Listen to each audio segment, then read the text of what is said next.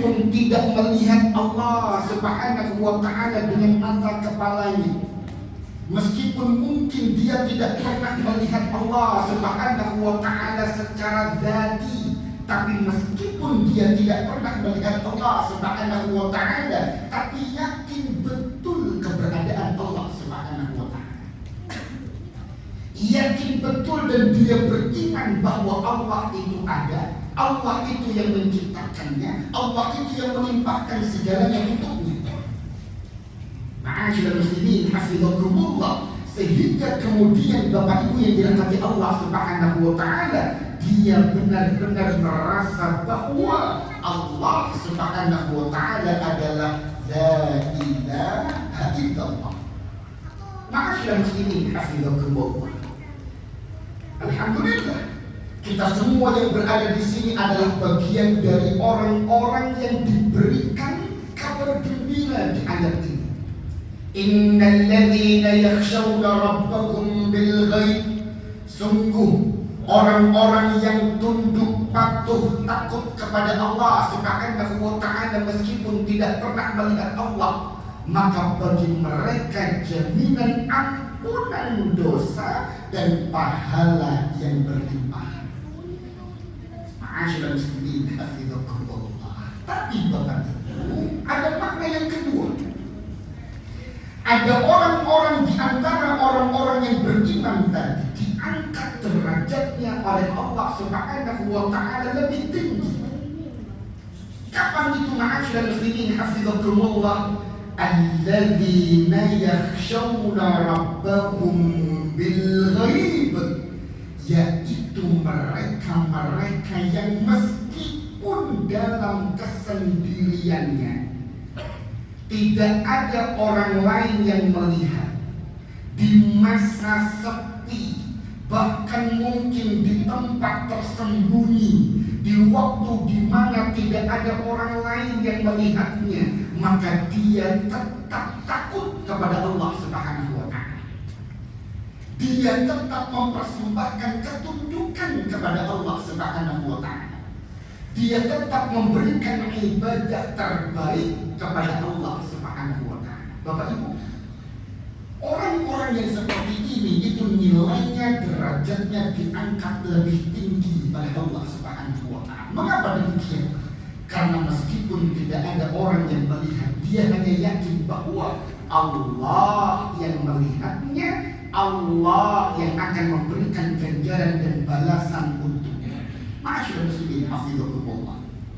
Memang Bapak Ibu dirahmati Allah Subhanahu wa ta'ala, kadang-kadang Bapak Ibu terasa betul bahwa respon seseorang di saat dia berada di tempat di mana dilihat oleh orang, dan tindakan di saat orang itu berada dalam kesendiriannya, tidak ada orang yang melihat, itu kadang beda.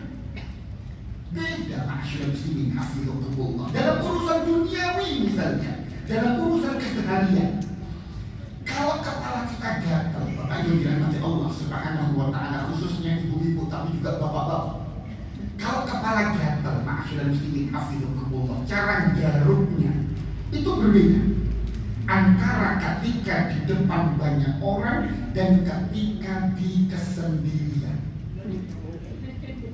Meskipun gatal Bapak Ibu, kalau banyak orang itu jaga image, manis betul garuknya. Kadang cuma dengan 1-2 jari tok. Coba kalau di rumah ma'asyiral muslimin, ini 5 ujung jari semua, garuk semua. Ma'asyiral muslimin hafizakumullah. Itu menunjukkan bahwa di tengah ramai dan di tengah sepi itu beda, kadang bedakan sikap kita. Ketika makan ma'asyiral muslimin hafizakumullah, jalannya istimewa di meja bersama orang-orang yang mungkin jabatannya tinggi, kita makan santun, maklumin dikit, meskipun lapar dikit, sambil senyum dikunyah sampai habis baru ditelan. Coba kalau makan di rumah, ma'asyiral muslimin hafizakumullah, siang-siang pas luwe-luwe meja rahman,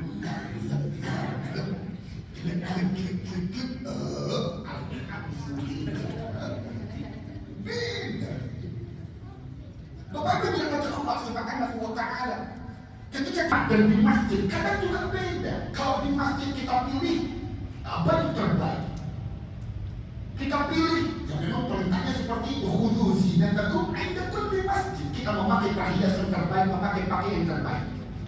Tapi ya jangan sampai kemudian bedanya jauh betul dengan ketika kita sholat sendiri di rumah.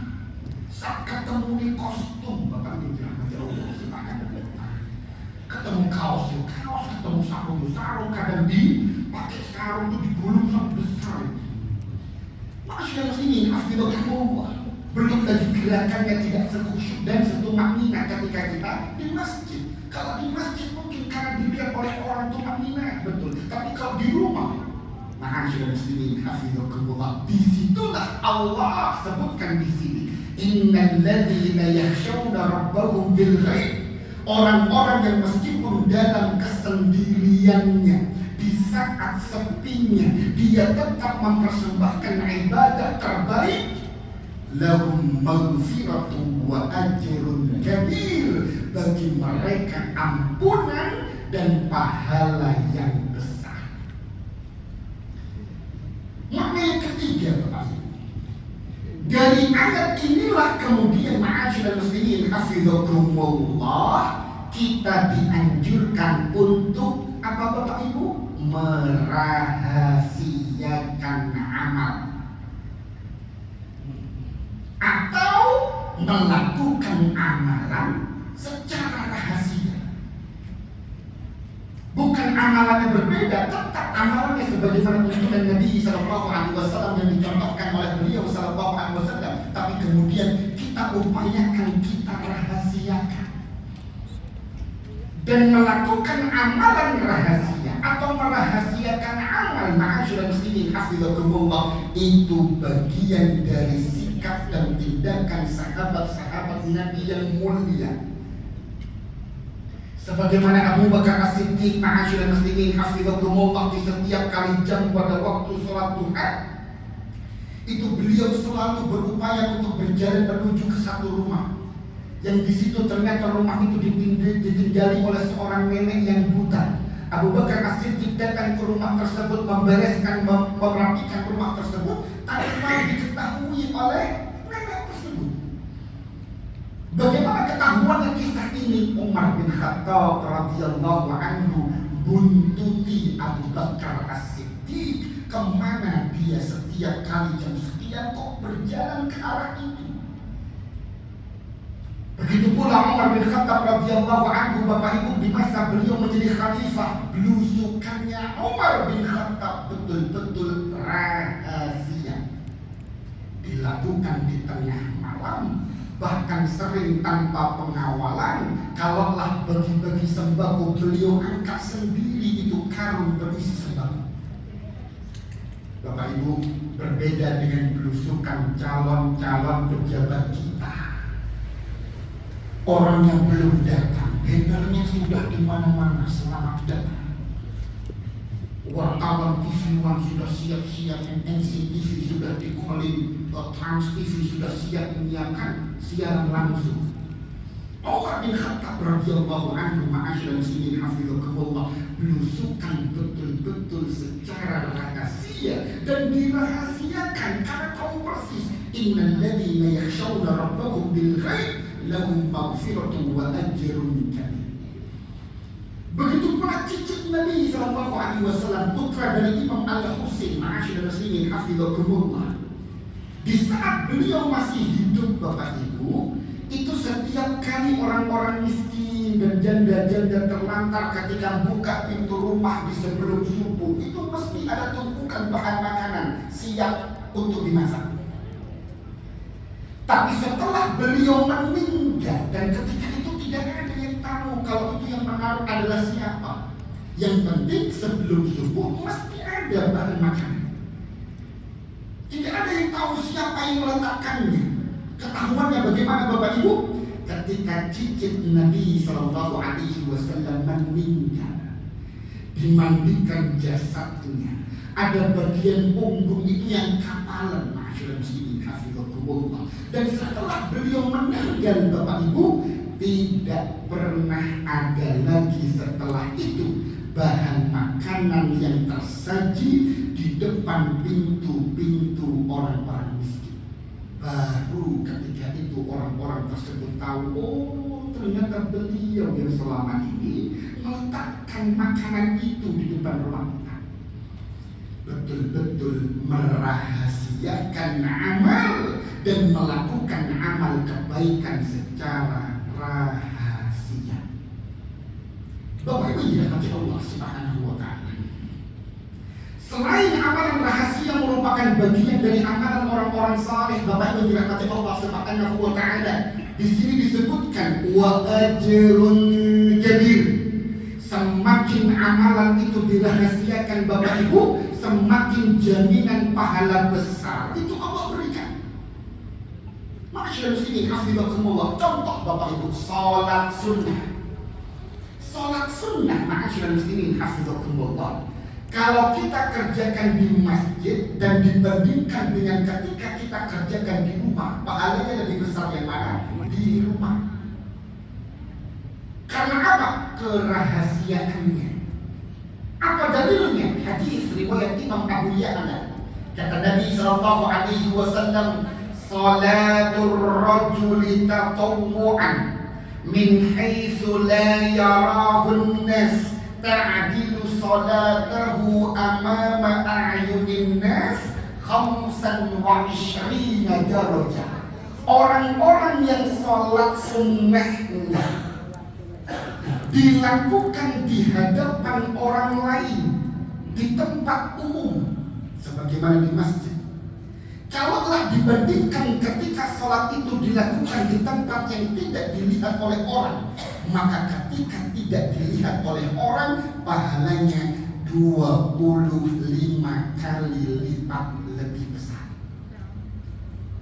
Bapak Ibu dirahmati Allah Subhanahu wa taala. Makanya kalau bisa Bapak Ibu qobliyah ba'diyah itu di rumah. Cuman kalau qobliyah mungkin takut terlambat, lebih baik kita datang terlebih dahulu. Tapi kalau qobliyah Bapak Ibu ba'diyah itu lebih baik dibawa ke rumah. Mengapa? Karena sholat ba'diyah ketika kita kerjakan di rumah, apalagi di kamar pribadi yang tidak dilihat oleh orang lain, maka 25 kali lipat lebih besar dibandingkan kita kerjakan di masjid. Cuma memang kita kan kepinginnya dan cepat selesai dan mari. Karena kalau dibawa ke rumah tantangannya lebih besar. Dibawa ke rumah ketemu kawan ngobrol tentang macam-macam. Akhirnya hilang itu bagian. Mau masuk rumah ketemu cucu butuh minta gendong ya rahmat, lewat televisi ada persebaya main, hilang semua. Makanya masyarakat muslimin sudah waktu di masjid, amal sudah selesai, pulang ke rumah tinggal tunggu. Tapi sebenarnya padahal kalau kita ingin mendapatkan pahala yang lebih besar, bawa ke rumah lakukan sholat itu dengan rahasia. Itu bagian dari pantulan doa untuk lebih diijabahkan oleh Allah Subhanahu wa taala. Karena kata Nabi sallallahu alaihi wasallam dalam hadis yang sama, "Inda ra'sihi malakun muwakkal." Orang yang mendoakan saudaranya secara rahasia akan diutus oleh Allah satu malaikat khusus untuk menemaninya dalam doanya. Qala, setiap kali dia kemudian da'a di akhirih bi khair, mendoakan kebaikan untuk saudaranya, maka malaikat ini akan mengatakan amin, kabulkan doa orang ini ya Allah, walaka bimislin, dan bagimu yang mendoakan saudaramu, engkau mendapatkan persis seperti apa yang engkau mintakan untuk saudaramu. Bapak Ibu, maka kalau kita kepingin dinampakkan rezeki yang berbarokah, maka doakan orang lain, ya Allah lancarkan rezeki fulan. Itu malaikat akan mengatakan amin, kabulkan doanya ya Allah, walaka bimithli, dan bagimu persis akan mendapatkan seperti apa yang engkau mintakan. Kalau kita ingin diampunkan dosa oleh Allah Subhanahu wa taala, maka kita mintakan ampunan untuk kawan-kawan kita. Lebih banyak, lebih baik. Abu Darda radhiyallahu anhu, Bapak Ibu, bahkan menyebutkan 70 sahabatnya setiap kali berdoa untuk diampunkan oleh Allah. Makanya Bapak Ibu, kalau kita berdoa, kita doakan banyak orang, itu afdal. Ya Allah, ampunilah dosaku, ya Allah, ampunilah dosa kedua orang tuaku, ya Allah. Kalau perlu sebutkan nama, ya Allah, ampunilah kawanku, ya Allah, ampunilah sahabatku, ya Allah, ampunilah Pak Mahmud, ya Allah, ampunilah Mas Sugeng, ya Allah, Pak Bambang, Pak RT, ampunilah dosa Pak RW, ya Allah, Bu Camat, ya Allah, Pak Lurah, ya Allah, Mas Endro, Mbak Cynthia, Mbak Silvi, Mbak Devi, Allah, ampunilah mereka, ya Allah. Asyik muslimin hafizahullah. Itu jauh lebih dikabulkan oleh Allah Subhanahu wa taala. Cuman Bapak Ibu harus rahasia. Karena dalam hadis tadi bizahiril ghaib, kerahasiaan. Kalau dibongkar kerahasiaannya, kasihannya hilang. Nanti pas ketemu pagi-pagi dengan kawan yang kita doakan, sampai sekolah ngambek kita doa. Oh, hilang sudah, kasihan doa ini. Harus apa Bapak Ibu? Dirahasiakan. Ma'asyiral muslimin, hafizahumullah.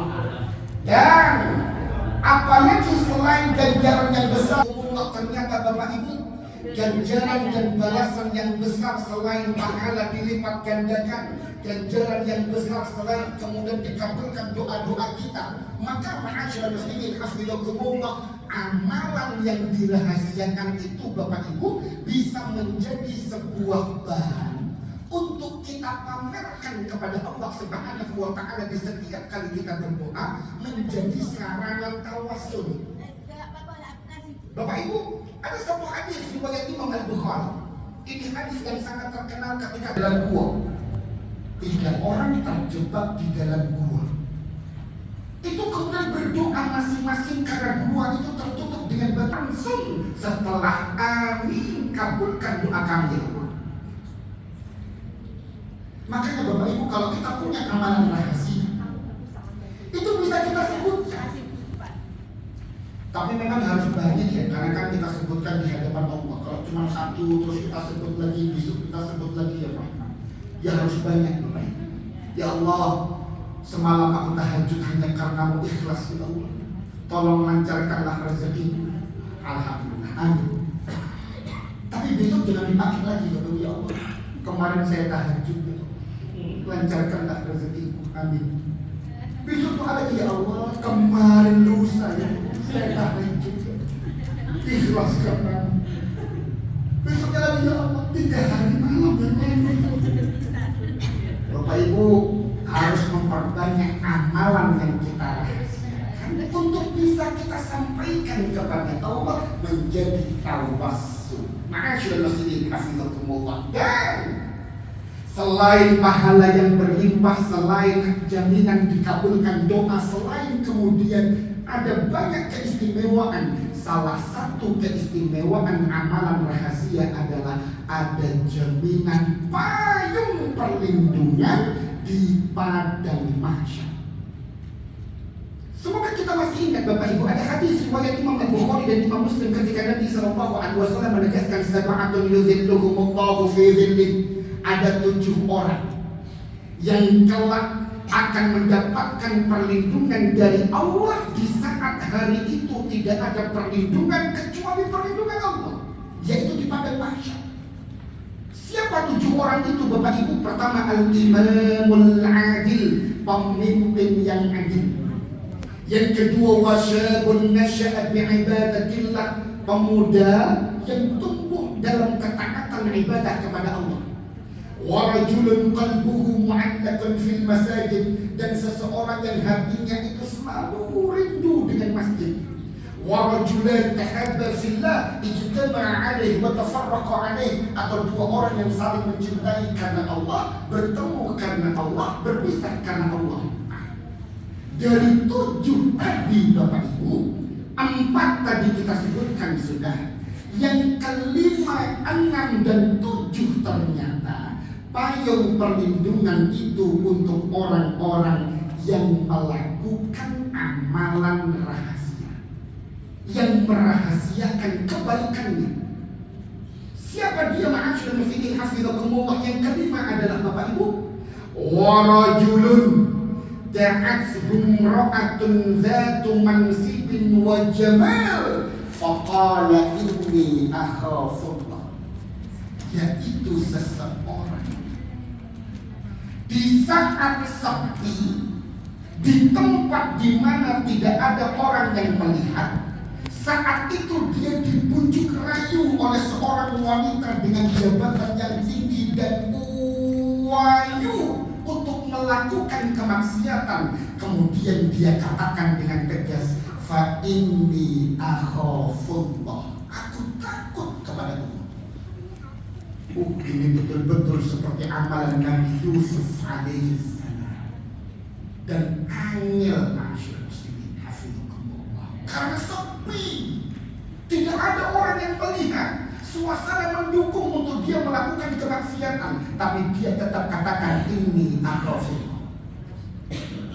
Jangankan di tempat sepi Bapak Ibu, di tempat ramai saja, mahasiswa-mahasiswi kadang SMA, ya Rahman, kadang romantisnya mengalahkan keromantisan Bapak Ibu yang sudah menikah 10 tahun, 15 tahun, 20 tahun. Gandengan tangan dan lepas-lepas. Padahal kita sama istri jarang gandengan, dicul gitu aja. Kecuali kalau di mall baru gandengan tangan. Takutnya mantan-mantan yang butik-butik sinar. Tapi selain itu dilepas. Naik sepeda motor kalau orang pacaran ya Rahman, padahal dilihat banyak orang. Itu ya Allah, lengket betul, nyabuk kalau istilah kita. Lengket, apalagi pakai sepeda motor minjem, Kawasaki, nyurut, kayak takut ada badai. Padahal kita sama istri biasa saja, malah kadang ketinggalan di pom bensin udah kosong. Mana istri saya? Ya Rahman, Bapak Ibu, ini orang dalam kerahasiaan di tempat yang sepi, di suasana yang tidak dilihat oleh orang lain, dia tetap ingat Allah. Fa inni akhafullah. Orang yang seperti ini Bapak Ibu dijamin ampunan, dijamin perlindungan di pada masyarakat. Bapak Ibu dirahmati Allah Subhanahu wa taala. Kemudian ma'asyiral muslimin hafizakumullah, orang yang ke-6. Siapa orang yang ke-6 yang mendapatkan perlindungan pada masyarakat? Sama Bapak Ibu, orang-orang yang merahasiakan amal kebaikan. Kata Nabi sallallahu alaihi wasallam, wa rajulun tasaddaqa bi sadaqatin fa akhfaha. Orang yang ke-6 adalah seseorang yang bersedekah, terus dia sembunyikan sedekahnya. Hatta la ta'lama shimaluhu ma tunfiqu yaminuhu, sampai-sampai tangan kirinya tidak mengetahui apa yang disedekahkan oleh tangan kanan. Memang kadang-kadang hadis ini difahami secara harfiah, sehingga ada di antara kita kalau mau memasukkan uang itu ke kotak amal, tangan kirinya kadang disembunyikan di belakang. Benda ketok. Aslinya maknanya adalah kalau tangan kiri saja tidak mengetahui, apalagi orang lain. Memang betul Bapak Ibu, dalam surat Al-Baqarah disebutkan, in tubadus sadaqati fa ni'mahi.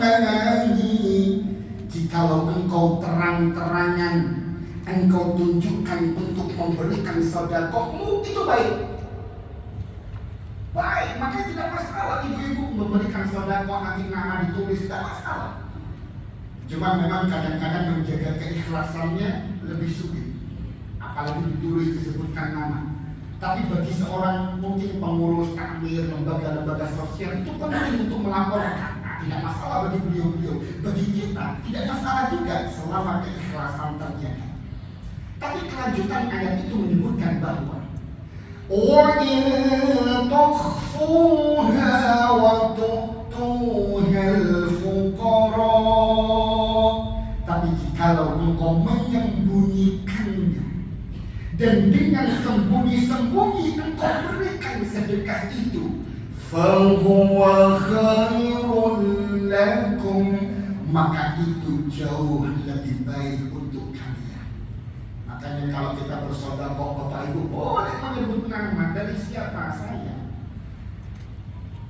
Atau lebih baik dirahasiakan, sebut saja hamba Allah. Ini ada sumbangan 2,5 juta dari siapa? Hamba Allah. Siapa hamba Allah? Ada salah aja kalau dia tetap hamba Allah. Dirahasiakan maka dia akan jauh berlipat pahala yang maha sedikit hasil untuk Allah. Tapi Bapak Ibu, kita merasakan betul bahwa syaitan yang bekerja di bagian ini ya Pak, itu sangat getol bersemangat untuk membuat kita mudah pamer kebaikan.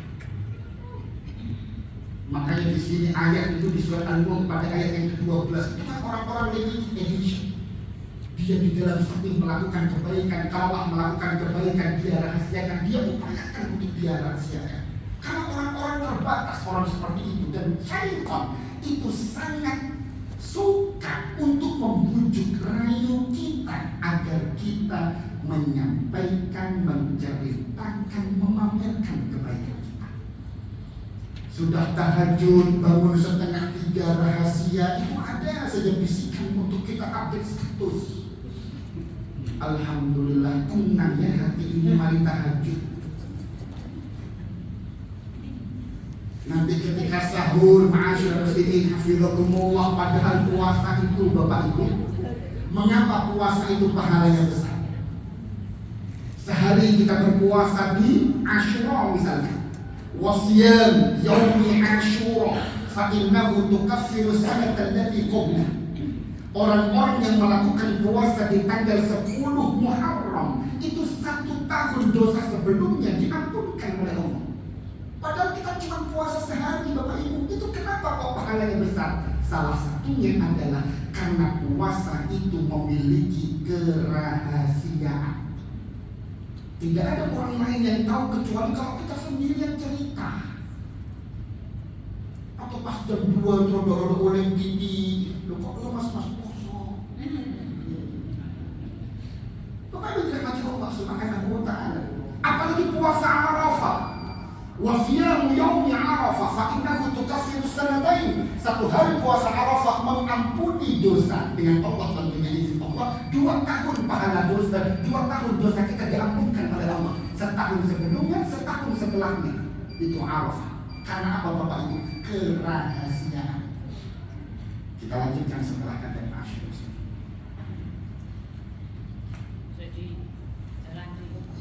Membuat pahalanya besar karena kerahasiaan. Asyur ini hafizahullah. Cuman kadang memang syaitan pandai berisi ya. Ketika sahur, kita foto menu sahur, kita update status ini menu sahurku. Nanti ketika berbuka, alhamdulillah, sampai juga beduk maghrib. Bapak Ibu dirahmati Allah Subhanahu. Bapak Ibu, makanya ma'asyiral muslimin hafizakumullah, wa rajulun tasaddaqa bi sadaqatin fa akhfaha hatta la ta'lama shimaluhu ma tunfiqu yaminuhu. Kalau bisa kita rahasiakan, itu akan menjadi mahal amalan kita. Karena bisa saja ma'asyiral muslimin hafizakumullah, ketika berumrah, berhaji lillahi ta'ala ya rahman, kalau bisa kita rahasiakan. Karena bisa saja kemudian amalan kita batal karena kita pamerkan. Harusnya karena lillahi ta'ala kita tawaf, kita baca zikir, sibuk mencari spot-spot yang bagus untuk berselfie. Ketika wukuf di Arafah, ma'asyiral muslimin hafizakumullah, harusnya hanya karena Allah Bapak Ibu. Ma'asyiral muslimin hafizakumullah, na'udzubillah. Semoga saja beliau tidak niat untuk pamer, semoga saja beliau cuma ingin menunjukkan, saya sedang di sini. Kan bisa saja orang foto untuk dikirim ke istrinya untuk saya sedang di sini, tidak oleh-oleh ini misalnya. Nah, itu tidak masalah, tapi ketika itu diposting untuk memamerkan bahwa dia sedang, Bapak Ibu lebih baik rahasiakan. terakhir ketujuh adalah warajulun dzakarallaha khaliyan fafadat 'ainah. Orang-orang yang berzikir dalam kesendiriannya sampai menetes air matanya. Itu mahal Bapak Ibu. Makanya kalau kita bisa berzikir di tengah malam sampai menangis menyesali dosa, kita mintakan ampun kepada Allah sampai menangis Bapak Ibu, itu mahal, itu bisa mendatangkan perlindungan di padang mahsyar. Makanya bagi sebagian besar para ulama saleh itu kalau menangis disembunyikan. Tapi sebagian kita malah kalau tambah disutin tambah mudah menangis. Apalagi doa ya Allah, ampuni sekarang ini. Karena disutin. Mereka disutin malah gak nangis-nangis. Masyarakat muslimin hafizahumullah. Makanya zikir itu lebih baik dirahasiakan Bapak Ibu. Kalau bisa tidak membawa tasbih afdal, lebih baik daripada membawa tasbih besar, meskipun memang tidak salah. Daripada kita membawa tasbih itu lebih baik lebih. Seakan-akan orang itu tidak melihat kalau kita sedang berpikir. Masyarakat muslimin hafizahumullah. Makanya sampai menjadi pembahasan Imam Masjid Nabawi ketika mengingatkan jamaah Indonesia itu suka selfie. Masyarakat muslimin hafizahumullah.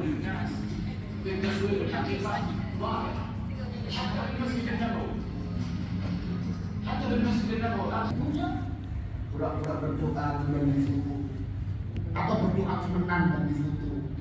Tapi itu bagian yang seharusnya dirahasiakan. Kita belajar dari pejuang Hamas Bapak Ibu. Pejuang Hamas itu masyarakat muslimin hafizahumullah Brigade Al-Qassam itu jarang muncul di depan umum dengan tanpa topeng. Mengapa? Karena beliau ingin menjaga kerahasiaan perjuangannya. Semakin bertopeng, semakin ikhlasnya itu terjaga.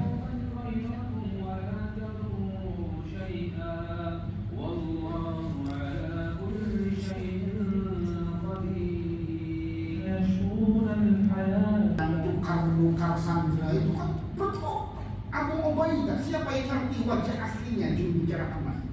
Selalu bertopeng, menjaga keikhlasan. Makanya Bapak Ibu, surat An-Nur pada ayat yang ke-12 itu mengajarkan kepada kita bahwa kalau bisa merahasiakan amal, rahasiakan. Hadis riwayat Imam Muslim, Innallah yuhibbul mu'minat taqiyal khafi. Sesungguhnya Allah itu lebih mencintai seorang mukmin yang bertakwa dan menyembunyikan amal solehnya. Cuman Bapak Ibu sesuai porsinya. Jangan sampai nanti setelah kajian amalan rahasia, nanti majelis ilmunya tambah sepi. Kok gak ngaji Mas? Sholat berjamaah sepi, kok gak jamaah? Ya ada porsinya Bapak Ibu. Kalau ngaji seperti ya tentu ya rame-rame. Maksudnya mengaji di majelis ilmu bersama orang banyak. Kalau kami dakwah di kamar sendiri, tutup jendela, tutup korden, assalamualaikum. Itu bukan amalan rahasia, itu stres. Nikah misalkan dirahasiakan, setelah kajian ini nikah sembunyi-sembunyi, rahasia amal. Nikah itu sunahnya walimatul urus. Ada 2 saksi diumumkan kalau tetangga semua ngerti. Ini kok malah dirahasiakan? Tidak boleh.